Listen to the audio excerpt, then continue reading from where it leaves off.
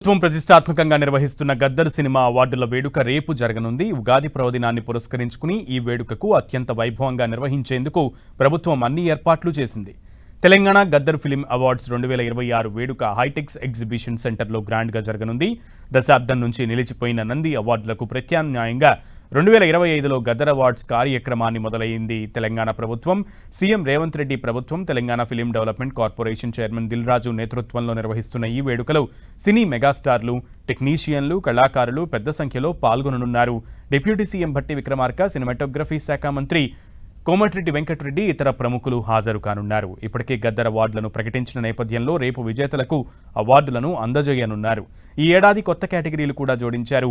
Best social message film, best environment film, documentary, children ఫిలింలు ఉన్నాయి. మొత్తం 35 కేటగిరీల్లో అవార్డులు అందజేయనున్నారు. ఎన్టీఆర్ నేషనల్ అవార్డును మెగాస్టార్ చిరంజీవి అందుకోనున్నారు. ఉత్తమ నటుడిగా నాగ చైతన్య, ఉత్తమ నటిగా రష్మిక మందన్న అవార్డును అందుకోనున్నారు.